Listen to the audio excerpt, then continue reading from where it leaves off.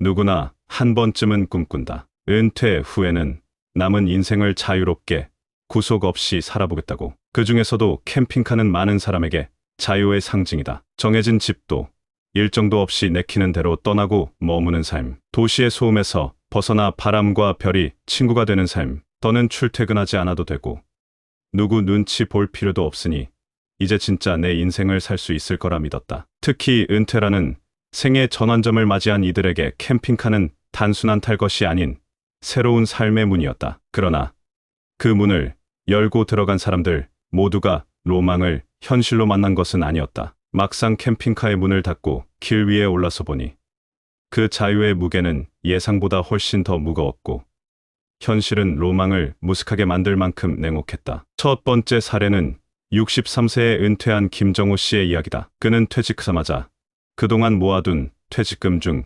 일부와 노후 자금을 끌어 모아 중형 캠핑카를 구매했다. 오랜 직장 생활 동안 늘 반복되던 일상에서 벗어나 자연 속에서 살아보겠다는 간절한 꿈이 있었기 때문이다. 처음 한두 달은 모든 것이 새로웠다. 강가에서 낚시도 하고 산속 캠핑장에서 아침 이슬을 맞으며 커피도 마셨다. 그러나 시간이 지나면서 상황은 달라졌다. 캠핑카 유지비가 생각보다 많이 들었고 특히 겨울철에는 전기와 난방 문제로 고생을 많이 했다. 전기를 아끼려고 밤에는 조명을 끄고 생활해야 했고 물탱크가 얼어 터지는 일도 겪었다. 도로변에서 잠을 자는 날은 밤새 누가 창문을 두드릴까 불안에 떨어야 했고 캠핑카 안에서 장기 거주하다 보니 허리와 무릎 통증이 심해졌다. 결국 그는 6개월 만에 캠핑카를 중고로 처분하고 다시 작은 임대주택으로 돌아왔다. 그는 말한다. 자유가 좋긴 했지만 그 자유를 유지하기엔 체력도 돈도 부족했다고. 두 번째 사례는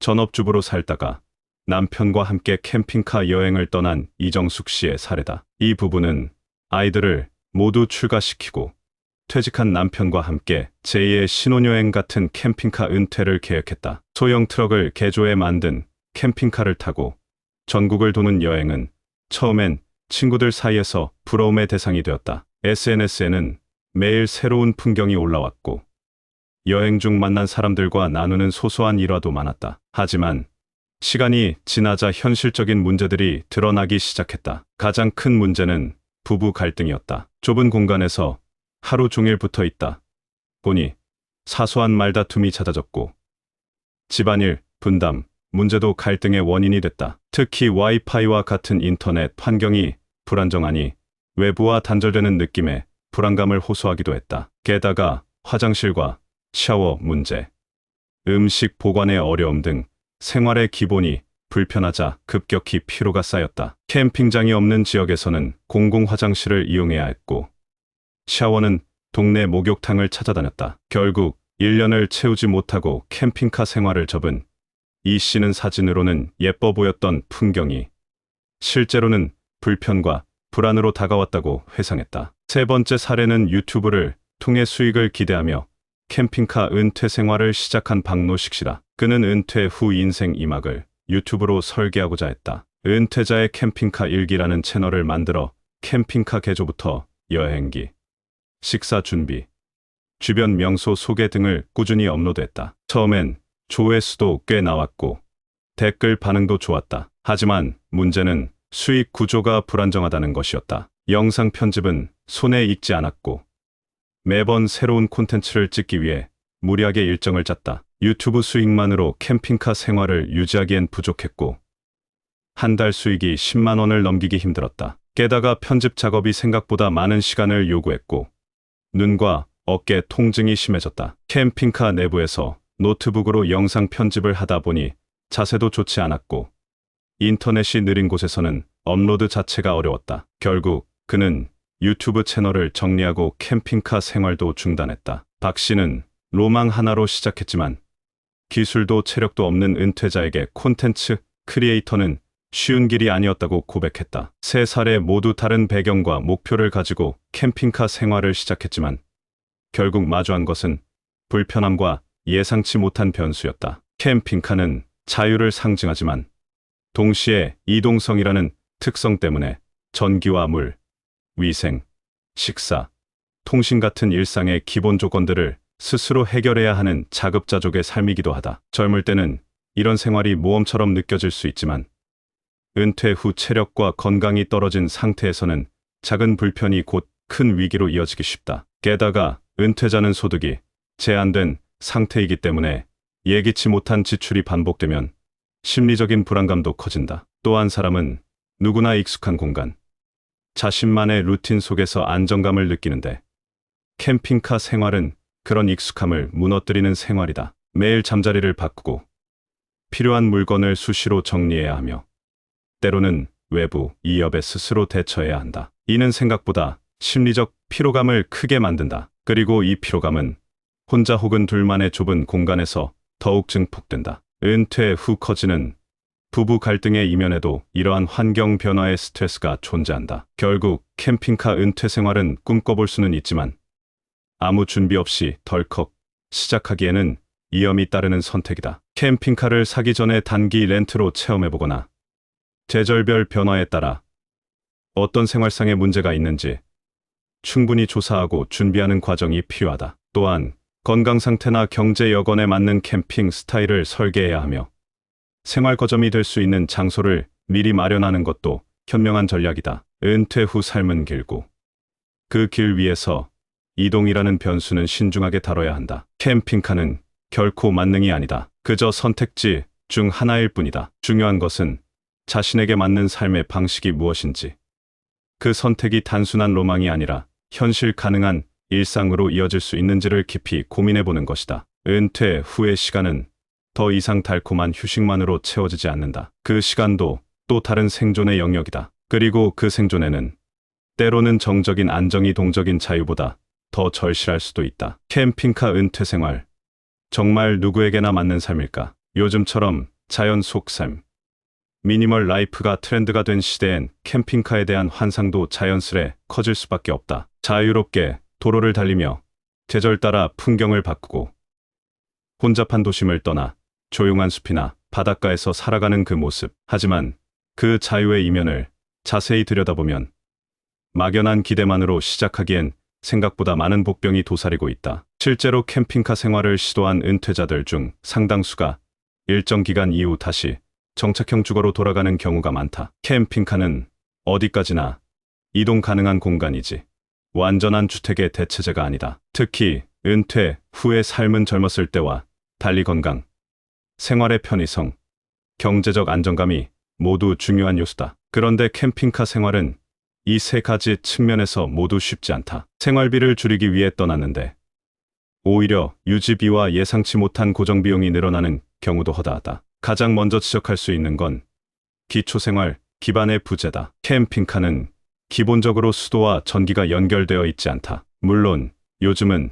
태양광 패널이나 외부 전력 연결을 통해 어느 정도 해결이 가능하다고는 하지만 날씨나 지역 여건에 따라 전기 공급이 불안정해질 수 있고 물을 보충하거나 오수를 처리하는 것도 쉬운 일이 아니다. 여기에 계절 변화에 따른 난방, 냉방 문제도 크다. 여름엔 차량 내부가 찜통이 되고 겨울엔 보온이 되지 않아 난방기기에 의존해야 하는데 이 역시 연료비나 전기요금 부담으로 이어진다. 그리고 그 다음으로는 공간의 제약이다. 캠핑카는 구조상 크기가 제한될 수밖에 없다. 일반 가정집과 비교하면 생활 동선이나 보관 공간이 턱없이 부족하다. 이런 환경에서는 작은 동작 하나도 불편하게 느껴지고 장기적으로는 심리적 스트레스가 쌓이게 된다. 특히 부부가 함께 캠핑카 생활을 할 경우 하루 종일 좁은 공간에 함께 머물다 보니 사소한 갈등도 커지기 쉽다. 인간은 어느 정도의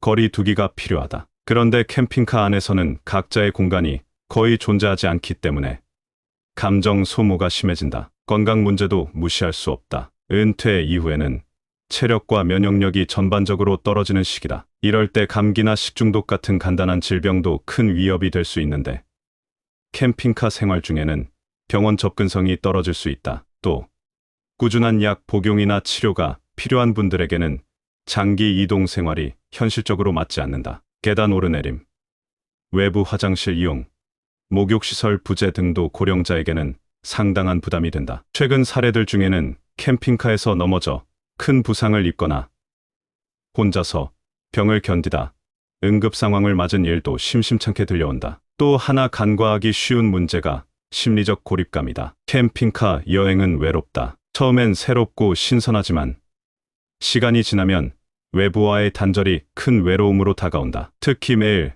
새로운 환경에 노출되다 보면 안정감이 부족해지고 인간관계는 단절되며 결국 정서적인 고립을 느끼게 된다. 누군가와 깊은 관계를 유지하려면 반복되는 만남과 공유의 시간이 필요한데 캠핑카 생활은 이를 어렵게 만든다. 대부분의 커뮤니티가 단기적으로 머물다 가는 사람들이기 때문에 지속적인 인간관계를 맺기 힘들다. 경제적인 측면에서도 현실적인 문제가 많다. 캠핑카 자체의 구매 비용이 만만치 않다. 중고를 사더라도 수천만 원이 들고 제대로 된 시설을 갖춘 모델은 억대에 육박하는 경우도 있다. 여기에 보험료, 정비비, 캠핑장 이용료, 연료비까지 더하면 생각보다 지출이 커진다. 단순히 집세가 없다는 이유로 캠핑카를 택했다면 유지비와 수리비로 인해 더 많은 비용을 쓸 수 있다는 점도 고려해야 한다. 특히 고정 수입이 제한된 은퇴자에게는 이런 비정기적 지출이 큰 부담이 된다. 그렇다면 어떤 사람에게 캠핑카 은퇴 생활이 잘 맞을까? 우선 기본적인 체력과 건강이 뒷받침돼야 한다. 그리고 혼자서도 생활을 꾸려나갈 수 있는 자립심과 문제 해결 능력이 필요하다. 또한 차량 유지에 대한 지식, 여행에 대한 경험이 있어야 하고 무엇보다 이동이 삶의 중심이라는 가치관을 가진 사람에게 적합하다. 결국 캠핑카 생활은 일상의 대체제가 아니라 라이프 스타일의 선택이어야 한다. 타인의 삶을 흉내 내듯 따라가기엔 감당해야 할 것들이 너무 많다. 현실적으로 은퇴 이후 삶에서 가장 필요한 건 예측 가능한 안정감이다. 하루하루 먹고 자는 기본이 안정적으로 갖춰져야 마음의 여유도 생긴다. 캠핑카는 분명 매력적인 도구다. 새로운 풍경을 만날 수 있고 반복된 일상에서 벗어날 수 있는 활력소가 될 수도 있다. 그러나 그것은 일정 기간 동안의 체험형 생활로 접근할 때 의미가 있다. 단기 여행이나 계절별 이동 생활처럼 일종의 보너스 삶으로 즐길 때 캠핑카는 좋은 수단이 될 수 있다. 하지만 그것을 주거 형태로 삼는 순간 고려해야 할 변수가 급격히 늘어난다. 안전, 건강, 비용, 심리, 인간관계.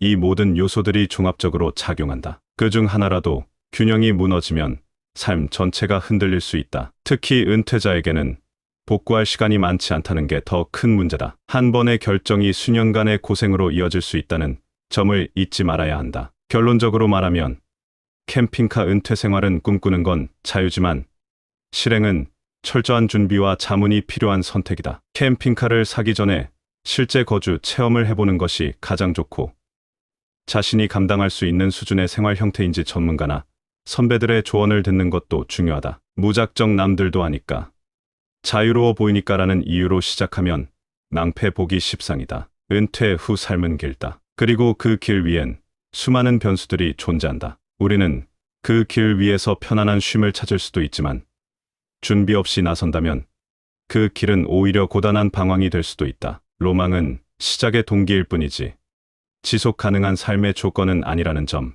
이 진실을 잊지 말고 한 번 더 깊이 생각해 보기를 바란다.